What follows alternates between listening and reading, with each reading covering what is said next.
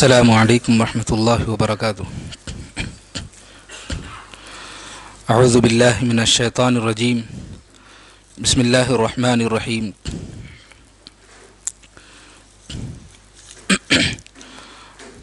ولو اننا نزلنا الیہم الملائکۃ وکلمہم الموتى وحشرنا علیہم کل شیء قبلا ما كانوا لیؤمنوا الا ان یشاء اللہ ولکن اکثرهم یجہلون۔ یہ 8واں پارہ ہے جو کہ آج ہم نے اللہ کے فضل و کرم سے الحمدللہ مکمل کیا، جس میں ہم نے سورہ انعام مکمل کیا، پھر اس کے بعد سورہ اعراف کو شروع کیا۔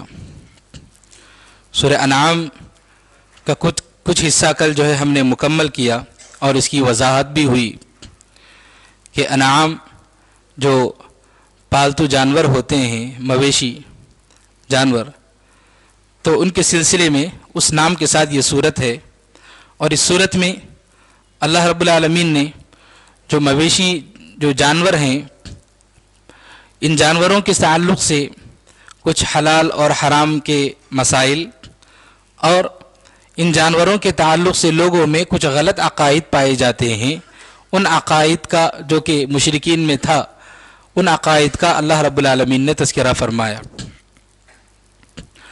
تو سب سے پہلے یہ بات یہ ہے کہ جانور کون سے انسان کو کھانے ہیں۔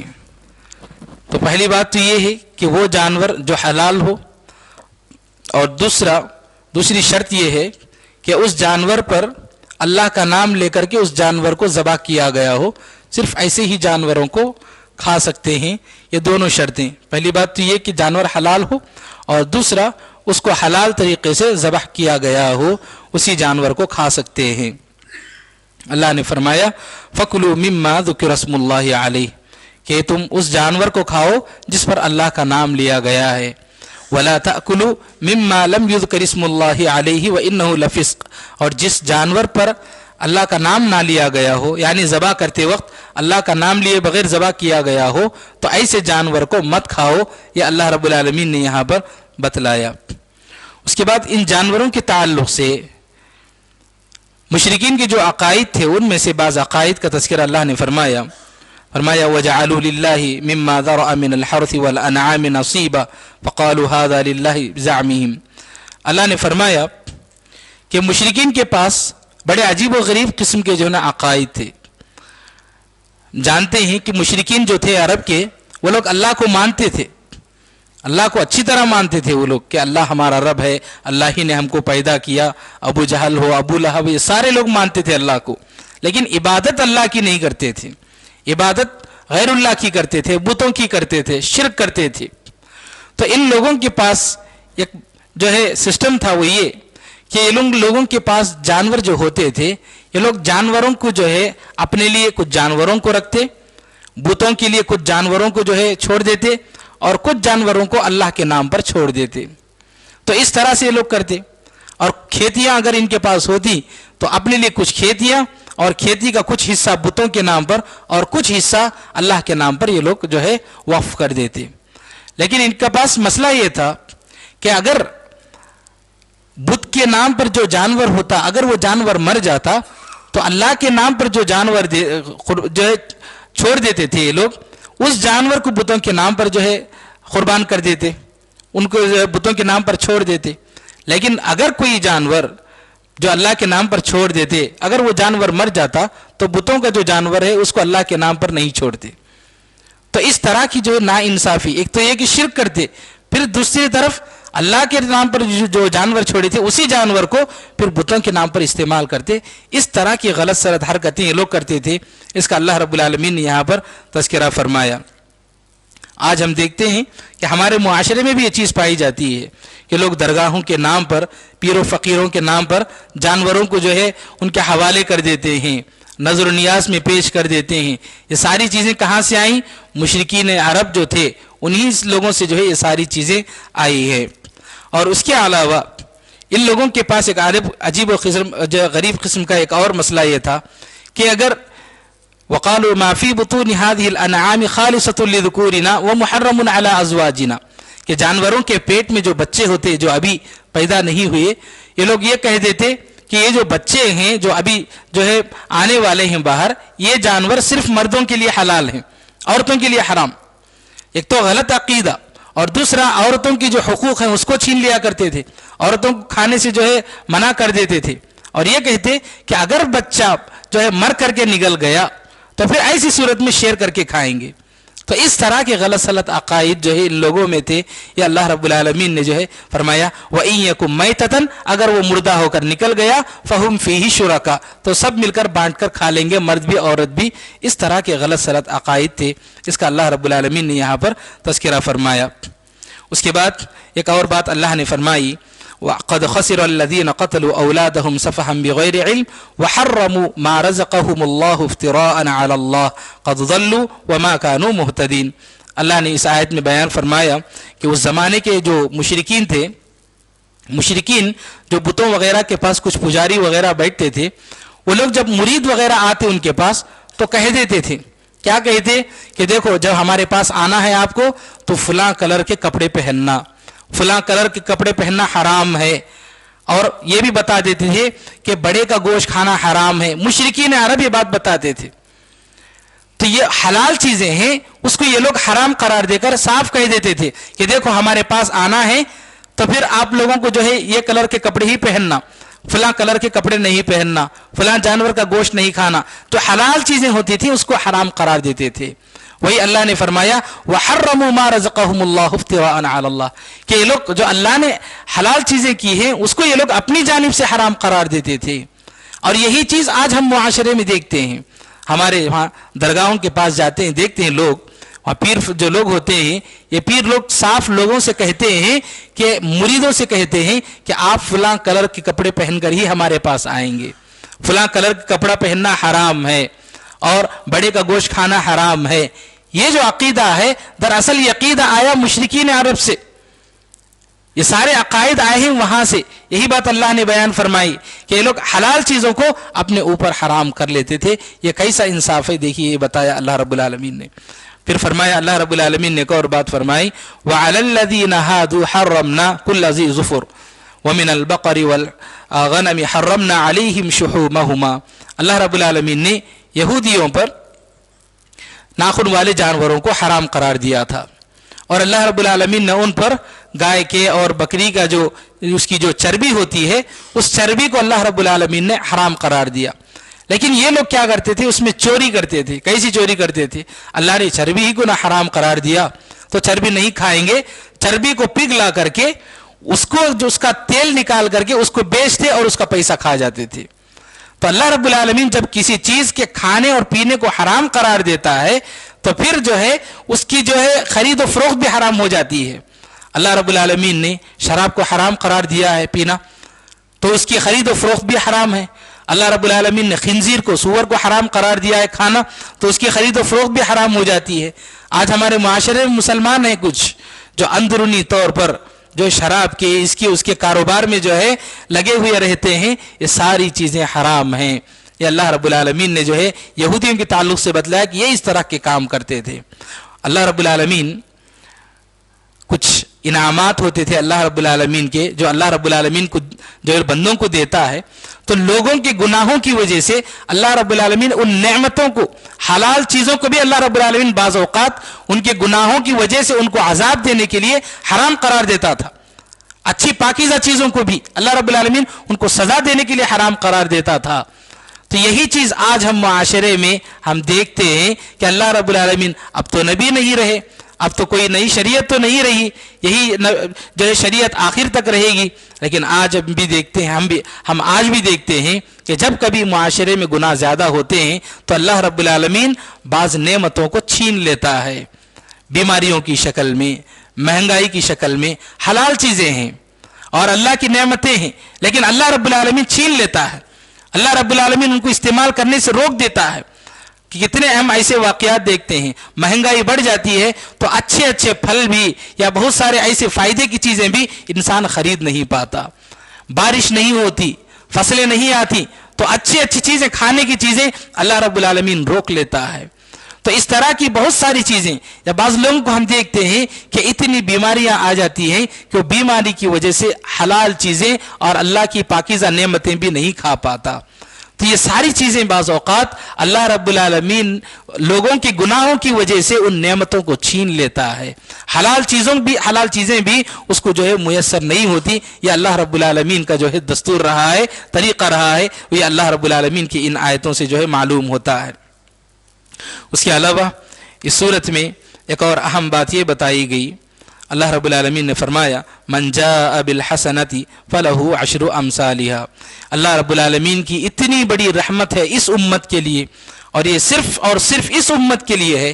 وہ یہ اللہ نے فرمایا کہ جو بھی بندہ ایک نیکی کرتا ہے فلہ عشر امثالها، اللہ رب العالمین اس کو 10 نیکیوں کا جو ہے بدلہ دیتا ہے. اس کے لیے جو ہے اس کے کھاتے میں جو ہے 10 نیکیاں لکھی جاتی ہیں. ومن جاء بالسیئۃ، اگر وہ کوئی ایک برائی کرتا ہے فلا یجزا الا مثلها، تو صرف اس کے لیے ایک ہی برائی لکھی جاتی ہے. وہم لا یظلمون، بندوں پر جو ہے ظلم نہیں کیا جاتا ہے. اللہ رب العالمین ظلم نہیں کرتا. یہ جو خصوصیت ہے اللہ کی، یہ جو رحمت ہے، خاص رحمت صرف اس امت کے لیے. اس سے پہلے امتوں کو یہ جو ہے نعمت نہیں دی گئی. اللہ کی رحمت کسی بھی امت پر اس طرح کی نہیں اتری.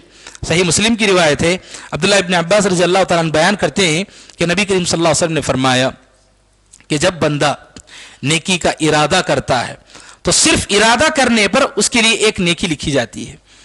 صرف نیکی کا ارادہ کرنے پر ایک نیکی لکھی جاتی ہے، اور جب وہ اس نیکی کو کرتا ہے ارادے کے بعد تو پھر اللہ رب العالمین 10 سے لے کر کے 700 نیکیاں تک اللہ رب العالمین اس کے اخلاص کے حساب سے اللہ رب العالمین اس کو دیتا ہے.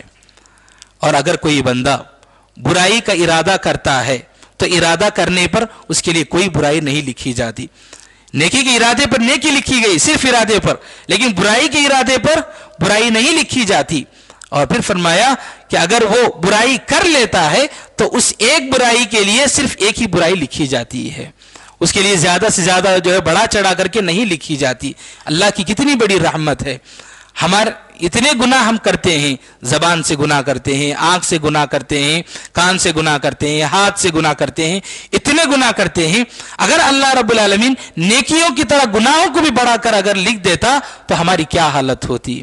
یا پھر اگر نیکیاں ہماری کم لکھی جاتی تو ہماری نیکیاں تو بہت ہی کم ہوتی گناہوں کے مقابلے میں، کیونکہ گناہ ہم سے زیادہ ہوتے ہیں.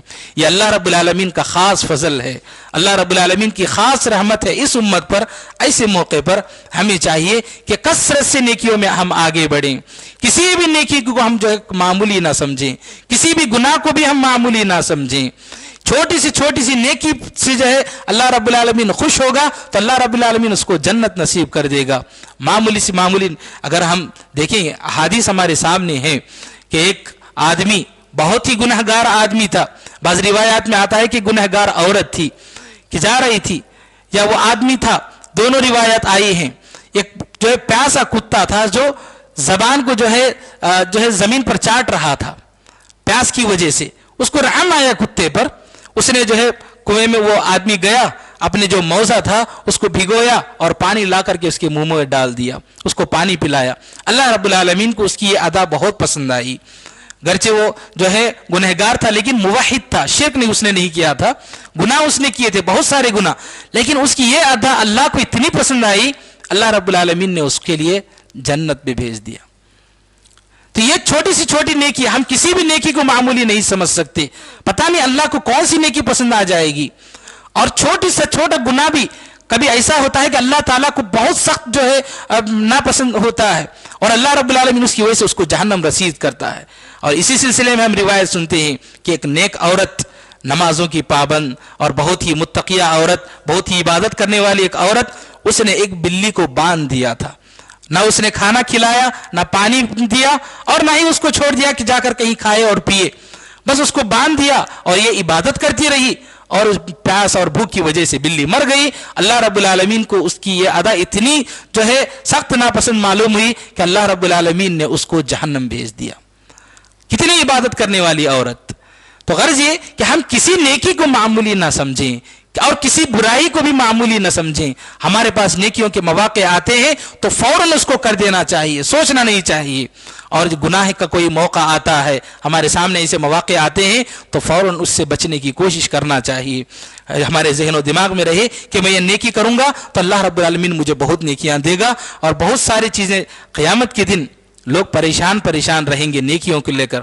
اللہ رب العالمین نے کتنی جگہ پر بیان فرمایا قرآن مجید میں کہ جو ہے یوم یفر المرء من اخیہ و امہ و ابیہ, کہ باپ بیٹے کو دیکھ کر بھاگے گا, بیٹا باپ کو دیکھ کر بھاگے گا, بھائی بھائی کو دیکھ کر بھاگے گا, کوئی کسی کے کام نہیں آئے گا. اس لیے بھاگیں گے کہ کوئی مجھ سے کہیں نیکی نہ مانگ لے. وہاں پر نیکیوں کی ہر ایک کو سخت ضرورت ہوگی. ہر کوئی یہی سوچ رہا ہوگا کہ میرے پاس نیکیاں کم ہیں, میرے پاس نیکیاں کم ہیں, کوئی نہ مانگ لے. یہ سوچ کر ہر کوئی ایک دوسرے کو دیکھ کر, اپنے گھر والوں کو دیکھ کر بھاگ رہا ہوگا. تو ایسی نوبت رہے گی قیامت کے دن. ایسے وقت کے لیے ہم تیاری کریں اب دنیا میں, کثرت سے نیکیاں جو بھی ہو سکے کریں. کتنے اذکار اللہ کے نبی صلی اللہ علیہ وسلم نے سکھائے ہیں. ہم میں سے کتنے لوگ ہیں اذکار کا اہتمام کرتے ہیں, دعائیں پڑھتے ہیں صبح کی شام کی, چلتے پھرتے سبحان اللہ, الحمدللہ, اللہ اکبر, لا الہ الا اللہ وحدہ لا شریک لہ لہ الملک و لہ الحمد وہو علی کل شیء قدیر 100 مرتبہ پڑھنے سے بڑے جو اس کی فضائل بیان کیے گئے ہیں. سبحان اللہ و بحمدہ سبحان اللہ العظیم, جو آدمی اس کو جو ہے کثرت سے پڑھتا ہے, نبی کریم صلی اللہ علیہ وسلم نے فرمایا زبان پر 2 ہلکے سے کلمات ہیں, لیکن قیامت کے دن ترازو میں یہ 2 کلمات بہت ہی وزنی ہیں. وہ کیا ہے؟ سبحان اللہ و بحمدہ سبحان اللہ العظیم. تو جب بھی موقع ملے دعاؤں کا اہتمام کریں, پڑھتے رہیں, کثرت سے پڑھیں. یہ چیزیں ہمیں قیامت کے دن کام آئیں گی.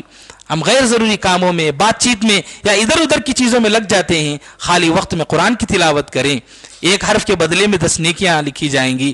اور جو ہے اذکار کا اہتمام کریں, یہ سب نیکیاں کام آئیں گی. تو غرض ہے کہ میرے بھائیو, یہ اللہ کا خاص فضل ہے, رحمت ہے ہمارے اوپر کہ اللہ نے ایک نیکی کے بدلے میں 10 سے لے کر کے 700 نیکیوں تک جو ہے لکھنے کا جو ہے وعدہ کیا ہے. اللہ رب العالمین لکھے گا. ہمیں کثرت سے جو اس معاملے میں آگے بڑھنا چاہیے.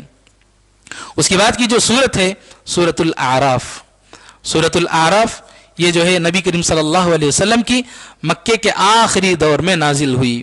یہ ایسا موقع تھا جب مشرکین مکہ نبی کریم صلی اللہ علیہ وسلم کو قتل کرنے کے منصوبے بنا رہے تھے, سازشیں رچ رہے تھے.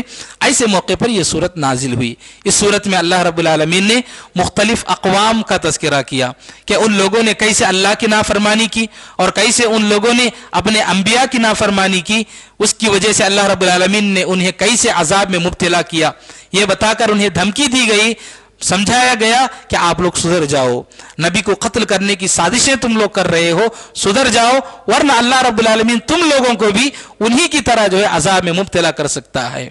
اور اس کے ساتھ ساتھ اللہ رب العالمین اقوام کی جو غلطیاں ہیں, ان کی نافرمانیاں ہیں, اس کا تذکرہ کرنے سے پہلے سورۃ الاعراف کے شروع میں یہ غلطی کی جو شروعات ہے, یہ غلطی شروع کہاں سے ہوئی, نافرمانی کی شروعات کہاں سے ہے, پہلے اس کا تذکرہ فرمایا شیطان کا, ابلیس کا تذکرہ فرمایا. ابلیس اور آدم علیہ السلام کا جو ہے تذکرہ فرمایا کہ کس طرح ابلیس نے سب سے پہلے نافرمانی کی اللہ رب العالمین کی. شروعات وہاں سے ہوئی نافرمانی کی. اس نے اللہ کا حکم ماننے سے انکار کر دیا, اللہ رب العالمین نے اس کو جو ہے رد کر دیا, دھتکار دیا. اس کے بعد جو بھی ہوا, آدم علیہ السلام اور حوا علیہ السلام کو جو ہے اللہ رب العالمین نے جنت میں بھیجا. اللہ نے دونوں کو جب جنت میں بھیجا تو وہاں پر زمین پر بھیجنے سے پہلے ان دونوں کی بہترین ٹریننگ دی گئی کہ کیسے جو ہے دنیا میں جا کر تم کو جینا ہے. اللہ نے جو ہے جنت میں جانے کے بعد ان سے کہا کہ دیکھو تمہارے لیے سب حلال ہیں, صرف اس درخت کے قریب مت جانا, ولا تقربا هذه الشجرہ. تو ایک تصور انہیں دیا گیا, ایک کانسیپٹ انہیں دیا گیا کہ دنیا میں تمہیں جانے کے بعد کچھ چیزیں حلال ہوں گی اور کچھ چیزیں حرام ہوں گی. اور ان سے یہ بھی بتایا گیا کہ اکثر چیزیں, بلکہ ساری چیزیں تمہارے لیے حلال ہوں گی, بس کچھ ہی چیزیں ہوں گی حرام, تو بس تم ان سے بچ کر رہو. بقیہ جتنی بھی حلال چیزیں ہیں ان کو استعمال کرو, بس کچھ ہی چیزیں ہوں گی حرام, تم ان سے بچو تو تم جو ہے محفوظ رہو گے. اللہ رب العالمین نے ساری چیزوں کو حلال قرار دیا جنت میں. کہا گیا صرف اس ایک درخت کے قریب مت جاؤ. پھر اس کے بعد کہا گیا, ان دونوں کو تنبیہ کی گئی, انہیں بتایا گیا کہ دیکھو شیطان تمہارا دشمن ہے, कभी भी वो तुम्हें जो है गुमराह कर सकता है। और हुआ यही, शैतान ने उन्हें गुमराह कर दिया। जैसे ही उन्होंने उस दोनों दरख्त के करीब गए और उसे जो है इस्तेमाल किया, उन दोनों के कपड़े निकल गए। अल्लाह रब्बुल आलमीन ने फरमाया कि उन दोनों के कपड़े निकल गए, शैतान ने उनके कपड़े निकाल दिया। और अल्लाह रब्बुल आलमीन ने यहां पर कपड़ों का तज़किरा किया, उसके बाद इंसान का जो लिबास है उसका तज़किरा फरमाया।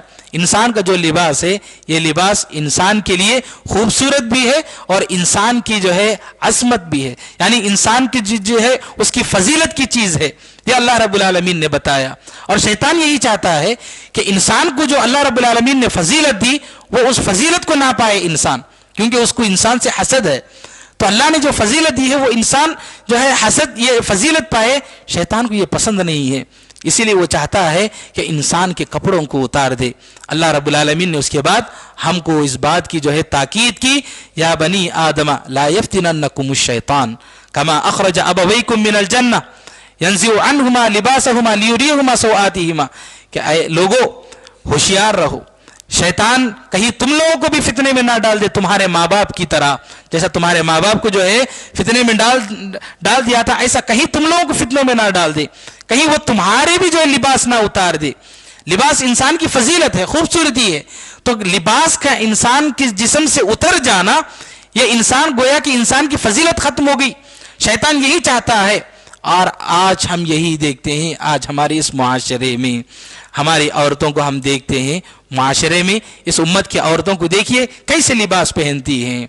यह असल में जो है शैतान की चाल है कि जितना हो सके औरत के जिस्म से कपड़े को कम करे, या फिर औरत के जो कपड़े हैं उसको पतला करके जो है उसके सामने पेश करे।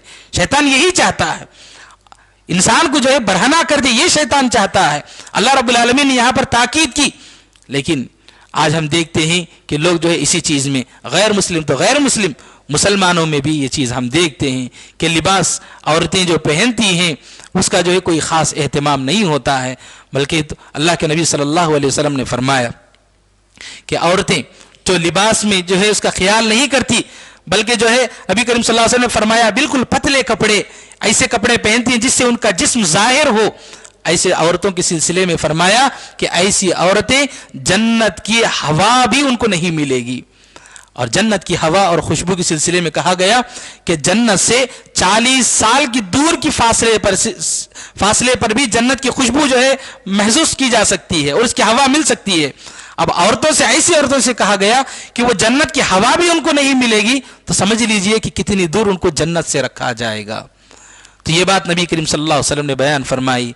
तो और ये हदीस में नबी करीम सल्लल्लाहु अलैहि वसल्लम ने फरमाया कि जो मर्द औरतों की मुशाबहत इख्तियार करते हैं और जो औरतें मर्दों की मुशाबहत इख्तियार करती हैं कपड़ों में, लिबास में, तो ऐसे लोगों पर अल्लाह के नबी सल्लल्लाहु अलैहि वसल्लम ने लानत भेजी है। आज मर्दों को देखिए कि गलों में चेन डालते हैं, हाथ में ब्रेसलेट डालते हैं, ये सब क्या चीजें हैं? ये मर्दों के लिए नहीं है, ये सब औरतों की चीजें हैं। गले में चेन डालना ये क्यों जो है जायज नहीं है? इसकी वजह है ये औरतों की मुशाबहत। हाथ में ब्रेसलेट डालना ये क्यों जायज नहीं है मर्दों के लिए? क्योंकि ये औरतों की चीज है, औरतें पहनने की चीजें हैं, ये मर्दों के लिए नहीं है। मर्द के लिए पहनने की चीज है चांदी की अंगूठी, मर्द पहने, चाहे वो चांदी की चेन हो, चांदी के ब्रेसलेट हो, कुछ भी हो, मर्द के लिए इसकी इजाजत नहीं, क्योंकि नबी करीम सल्लल्लाहु अलैहि वसल्लम ने औरतों की मुशाबहत इख्तियार करने से मना फरमाया है। तो गर्ज ये कि अल्लाह के नबी सल्लल्लाहु अलैहि वसल्लम ने लानत भेजी है ऐसे लोगों पर जो एक दूसरे की मुशाबहत इख्तियार करते हैं। मर्द हैं, मर्दों का लिबास इख्तियार करें, अच्छा लिबास इख्तियार करें। औरतें हैं, औरतें अपना लिबास, अच्छा लिबास जो है जो जिस्म को ढांक सके, ऐसा लिबास इख्तियार करना चाहिए, वरना शैतान जो है पीछे पड़ा हुआ है। यह अल्लाह रब्बुल आलमीन ने जो है ताकीद की है। उसके बाद अल्लाह रब्बुल आलमीन ने यहाँ पर असहाबे आराफ का तज़किरा फरमाया सूरतुल आराफ कि आराफ ये जन्नत और जहन्नम के दरमियान एक जगह है, उसको जो है आराफ कहा जाता है। यहाँ पर क़यामत के दिन वो लोग होंगे वहाँ पर जो जिनके आमाल, नेक आमाल और बुरे आमाल बराबर बराबर होंगे, उन लोगों को वहां पर रखा जाएगा और वो लोग वहां पर जो है खड़े होंगे और देखते रहेंगे कि लोग जन्नती लोग जन्नत को जा रहे हैं और जहन्नमी लोग जहन्नम को जा रहे हैं, वो लोग देख रहे होंगे। और जब जन्नती लोगों को देखेंगे तो जन्नती लोगों को ये लोग सलाम करेंगे, اللہ نے فرمایا یہ لوگ سلام کریں گے ان لوگوں کو, جنتی لوگوں کو, اور پھر اس کے بعد جہنمی لوگوں کو دیکھیں گے اور کہیں گے کہ دیکھو یہ لوگ جو جنتی لوگ ہیں جنت کو جا رہے ہیں, ان کو تم لوگ جو ہے بہت ہی حقیر سمجھ رہے تھے دنیا میں, لیکن آج دیکھو یہ لوگ جنت کو جا رہے ہیں. تو چونکہ یہ لوگ جنتی لوگوں سے محبت کریں گے وہاں پر اور جہنمی لوگوں سے نفرت کریں گے, اللہ رب العالمین ان لوگوں کو بھی اصحاب الاعراف کو یہاں سے نکال کر کے جنت میں ڈال دے گا. اللہ رب العالمین نے اس کا تذکرہ فرمایا. اور اس کے علاوہ یہاں پر جنت اور جہنمی لوگوں کے درمیان بات چیت ہوگی, کچھ جو ہے بات چیت ہوگی, اس کا بھی تذکرہ فرمایا کہ جہنمی لوگ جنتی لوگوں کو دیکھیں گے کہ کھا رہے ہیں, اچھا پی رہے ہیں, بہت ہی عائش کر رہے ہیں وہاں پر جنت میں. تو ان لوگوں کو بھوک لگے گی, پیاس لگے گی, یہ لوگ پوچھیں گے کہ تھوڑا سا ہمیں بھی تھوڑا پانی دے دو, ان افیدوا علینا من الماء مما رزقکم اللہ, تھوڑا سا پانی دے دو ہمیں بھی جو اللہ نے تمہیں دے دیا ہے. قالوا ان اللہ حرمہما علی الکافرین, جنتی لوگ کہیں گے نہیں, اللہ رب العالمین نے اس چیز کو جو ہے جہنمی لوگوں پر, کفار پر حرام قرار دے دیا ہے. تو قیامت کے دن صاف کہہ دیا جائے گا, لیکن جہنمی لوگوں کو کھانے پینے کے لیے بھی دیا جائے گا.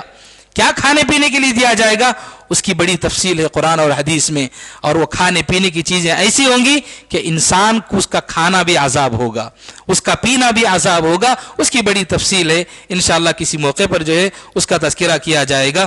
اس کے سلسلے میں یہاں پر یہ کہ جنتی اور جہنمی لوگوں کے درمیان یہ جو ہے مکالمہ ہوگا. اللہ رب العالمین سے ہمیشہ ہمیں دعائیں کرتے رہنا چاہیے کہ اللہ تعالی ہم سب کو جہنم سے محفوظ رکھے. اس کے بعد اللہ رب العالمین نے یہاں پر معذب اقوام کا تذکرہ فرمایا کہ کس طرح سے اللہ رب العالمین نے نوح علیہ السلام ہے, قوم عاد ہے, قوم سمود ہے, قوم لوط ہے, ان لوگوں نے اپنے انبیاء کی بڑی نافرمانی کی, ان لوگوں نے اللہ کی نافرمانی کی, ان لوگوں نے انبیاء کو بہت ستایا, تکلیفیں, دل کو جو ہے بہت تکلیفیں دی ان لوگوں نے. تو اللہ رب العالمین نے اس کے بدلے میں انہیں زبردست عذاب سے دوچار کر دیا. تو یہ عبرت کی چیزیں ہیں, ہر انسان کو جو ہے سوچنا چاہیے, سمجھنا چاہیے کہ کیا میں اللہ کی فرما برداری کر رہا ہوں کہ نہیں, رسول کی اطاعت و فرما برداری میں کر رہا ہوں کہ نہیں, کہیں میں رسول کی مخالفت تو نہیں کر رہا ہوں, کہیں میں اللہ کی مخالفت تو نہیں کر رہا ہوں. سوچنا چاہیے, سمجھنا چاہیے, اور اللہ اور اس کے رسول کی اطاعت میں ہمیں زندگی گزارنا چاہیے, ورنہ پھر دنیا میں بھی انسان کو عذاب میں مبتلا کیا جا سکتا ہے اور آخرت میں تو عذاب ہے ہی. رب العالمین سے دعا ہے کہ اللہ تعالی ہم سب کو کتاب و سنت کے مطابق زندگی گزارنے کی توفیق نصیب فرمائے. رب العالمین ہماری عبادتوں کو قبول فرمائے, رب العالمین ہماری تراویح کو قبول فرمائے, رب العالمین ہماری تلاوتوں کو قبول فرما, رب العالمین ہمارے روزوں کو قبول فرما, رب العالمین ہم میں سے جو بھی بیمار ہیں اللہ انہیں شفا کاملہ اور عاجلہ عطا فرما, رب العالمین ہمارے صدقات کو قبول فرما, رب العالمین ہمارے مرحومین کی مغفرت فرما, رب العالمین جب تک ہم دنیا میں ہیں کتاب و سنت کے مطابق زندگی گزارنے کی توفیق نصیب فرما, رب العالمین جب موت آئے خاتمہ بالخیر فرما. آمین. واخر دعوانا ان الحمد للہ رب العالمین. ربنا تقبل منا انك انت السميع العليم وتب علينا انك انت التواب الرحيم برحمتك یا ارحم الراحمین, والحمد للہ رب العالمین.